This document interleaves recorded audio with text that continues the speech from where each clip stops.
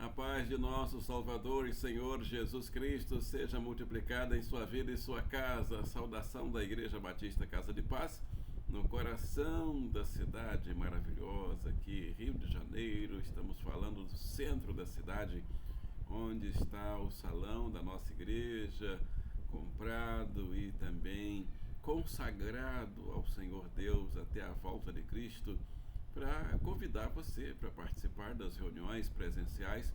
Nesse horário, exatamente agora, estamos reunidos presencialmente, hoje com o dia especial das mulheres, o Outubro Rosa, palestras maravilhosas para vocês. Vocês merecem todo o nosso cuidado, e que Deus abençoe as palestrantes, Deus abençoe todas as mulheres que estão reunidas agora. E os homens também estão reunidos na sua palestra característica especial para nós. Nós queremos agradecer a você que passou aqui pela primeira vez, se inscreveu. Muito obrigado. Eu sei disso, todas as semanas aparecem pessoas novas e nós estamos muito felizes com isso. Compartilhe o link, aí é para todo mundo, e deixe seu joinha ao final, ou agora mesmo já vai clicando aí no joinha, que é muito importante para que a pregação do Evangelho, a palavra de Deus, continue sendo divulgada. Porque a nossa reunião é palavra viva, palavra pura, santa e bendita palavra de Deus. E por falar nela, vamos abri-la. Nossa lição vai ser a segunda parte da lição, a oração de Paulo de joelhos. Texto bíblico está em Efésios capítulo 3, versos 14, 15 e 17. A lição 2 é o mesmo assunto da semana passada, mas com foco diferente, para você não perder nenhum detalhe desse texto, dessa lição maravilhosa. Diz assim a santa e bendita palavra de Deus, Efésios 3, 14, 15 e 17. Por esta causa me ponho de joelhos diante do Pai, de quem toma o nome toda a família, tanto no céu como sobre a terra. Assim habite Cristo no vosso coração, pela fé, estando vós arraigados e alicerçados em amor. Senhor Deus e Pai, peço que aplique essa palavra em minha vida, em minha casa, em minha família, e através da minha vida, da nossa família, em outras famílias que estiverem ao nosso alcance. Pedimos essas bênçãos e agradecemos no nome do seu Filho Jesus Cristo. Oramos. Amém? E amém. Título que escolhemos para esse texto: Filhos de paz oram de joelhos como Paulo, parte 2. É a posição de Paulo que nos chama a atenção. E hoje eu quero fazer um destaque especial, que inclusive conversamos com alguns irmãos lá em nossa igreja, em nossa comunidade. Eu perguntei: quando vocês lembram qual a figura que a gente tem mais comum e mais usada quando alguém é colocado de joelhos? E aí lembramos de uma autoridade. Alguém respondeu, né? Um infrator de uma lei, o infrator da lei diante da autoridade.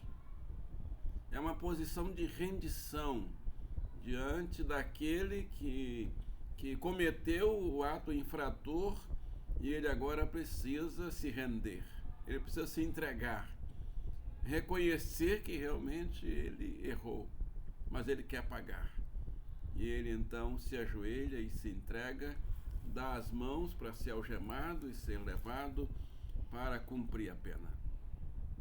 Essa é a nossa figura, essa é a minha posição. Essa é a posição de Paulo, quando Paulo diz: por causa disso me ponho de joelhos, por esta causa me ponho de joelhos diante do Pai. Aí a autoridade é o Pai, a autoridade é Deus, de quem toma o nome toda a família, tanto no céu como na terra. Assim habite. O que ele vai pedir então agora? Aí nós vamos deixar mais para frente um pouquinho.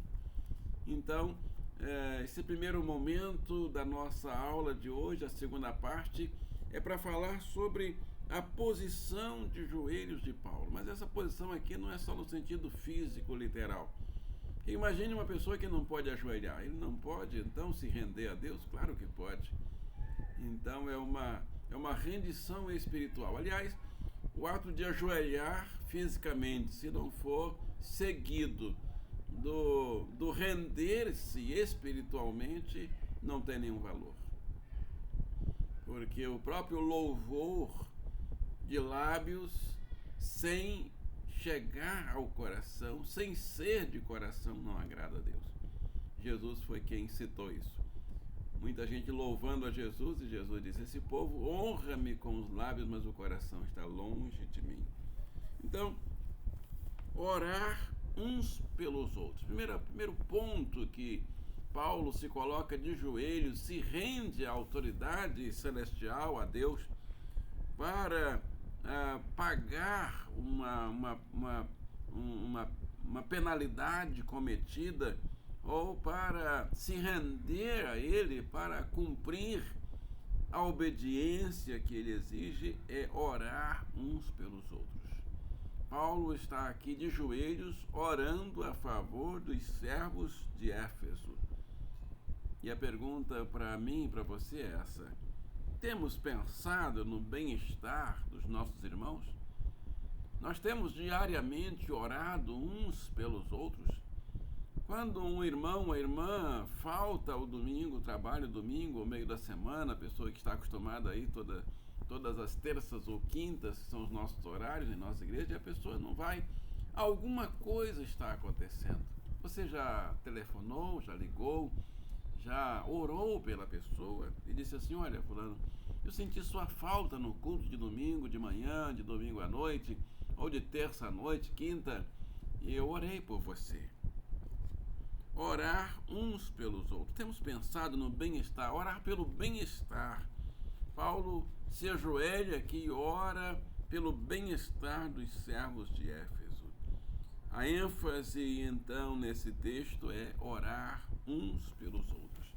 Na semana passada nós já fizemos alguns destaques e agora estamos ampliando esses destaques no nosso estudo dessa semana. E aí a segunda pergunta é: quais motivações nos levam a orar? Vamos pensar nas motivações de Paulo. Vamos ver se a nossa motivação para orar se baseia ou se parece com as motivações de Paulo, ou se baseia nos propósitos de Deus revelados a Paulo, revelados a Pedro e revelados a nós. Vamos ler Efésios capítulo 1, verso 15 em diante. Diz assim a palavra de Deus, Efésios 1,15. Por isso, desde que ouvi falar da fé que vocês têm no Senhor Jesus e do amor que vocês têm por todos os irmãos na fé, Paulo, ele está interessado em saber do modo de viver dos servos. E ele diz: por isso, desde que ouvi falar da fé, mas Paulo não quer saber da vida dos servos, as áreas negativas, ele quer saber as áreas positivas, ele quer saber da fé dos servos em Deus e do amor que os servos têm por Deus. E aí o que ele diz no verso 16? Não paro de agradecer a Deus por causa de vocês. E a pergunta para nós agora é essa: eu e você, nós estamos agradecendo a Deus pelas maravilhas que o Senhor está realizando, que nós estamos unindo a nossa fé para que Deus faça maravilhas no meio dos irmãos? E Deus faz maravilhas e a gente não procura saber quais são as maravilhas. Não há testemunho, não há comentários sobre as bênçãos. Às vezes há comentários sobre as situações negativas. Não paro de agradecer a Deus por causa de vocês. Eu sempre lembro de vocês nas minhas orações. Então não era uma coisa assim ocasional. Paulo, ele orava sempre, ele cita aqui no verso de número 16. E peço ao Senhor Deus, e peço a Deus, e peço ao Deus do nosso Senhor Jesus Cristo, o Pai glorioso, que dê a vocês o Espírito, o seu Espírito, o Espírito que os tornará sábios e revelará a Deus a vocês. Olha que pedido lindo e maravilhoso, para que assim vocês conheçam como devem conhecer. Peço que Deus abra a mente de vocês para que vejam a luz dele e conheçam a esperança para a qual ele os chamou, e também para que saibam como são maravilhosas as bênçãos que ele prometeu ao seu povo. E como é grande o seu poder que age em nós, os crentes nele. Esse poder que age em nós é mesmo força poderosa, que ele usou para ressuscitar Cristo e fez com que ele se manifestasse e sentasse ao seu lado direito no mundo celestial.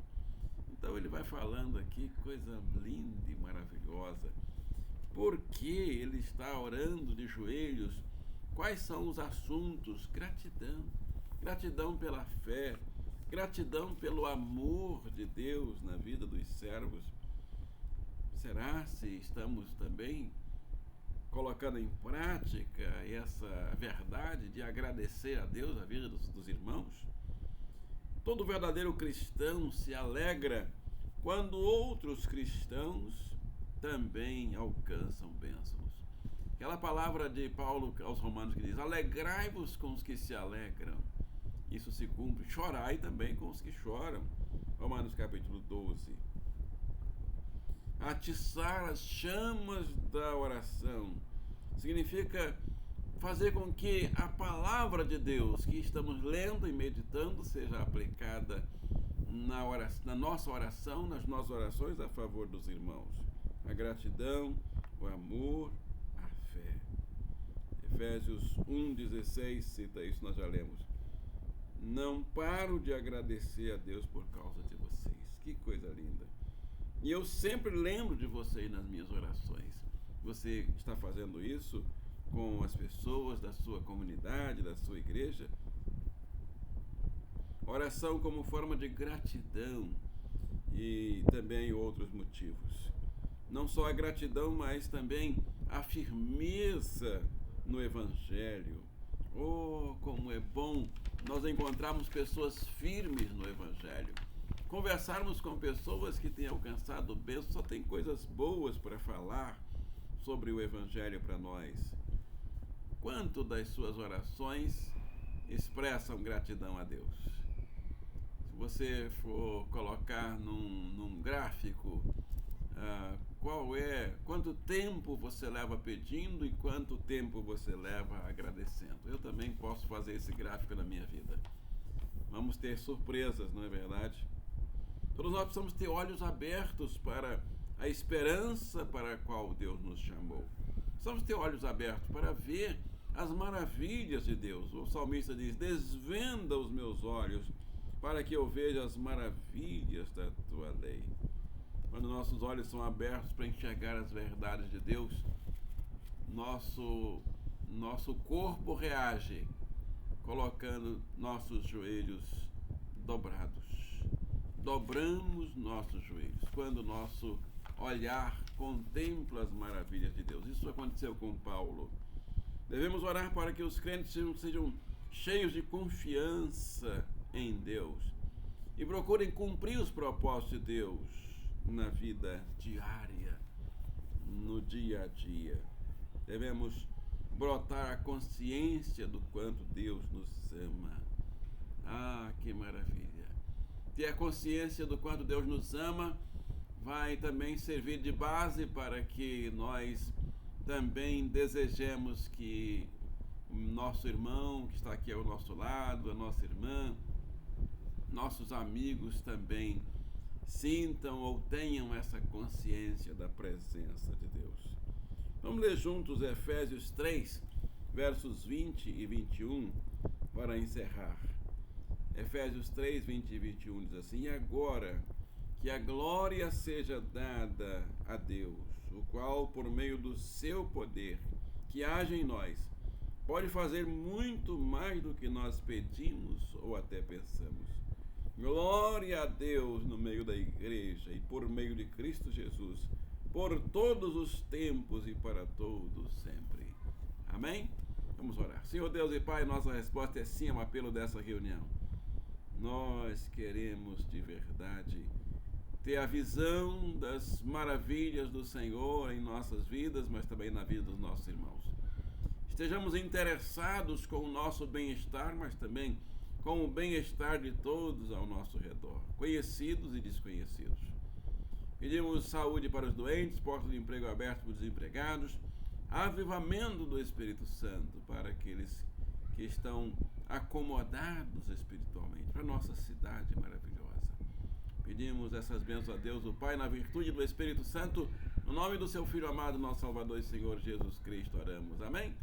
E amém. Chegando ao final da nossa primeira reunião desse domingo do Senhor, queremos agradecer a você a participação, a atenção. Deixe seu joinha aí, vou esperar. Isso, muito obrigado. Não esquece não. Compartilhe o link com os seus queridos e também você é o nosso convidado para as reuniões presenciais. Rua do Senado 308, terças e quintas, 19 horas de manhã, aos domingos 9h30 da manhã e 18 horas. Você é o meu convidado, nosso convidado especial. Além das nossas reuniões online, terças e sextas, 19 horas, e aos domingos, 9h30 da manhã, 18 horas. Não saia daí que tem uma bênção do Senhor Jesus para a sua vida e para a sua casa. A bênção que diz assim: dou para você a minha paz,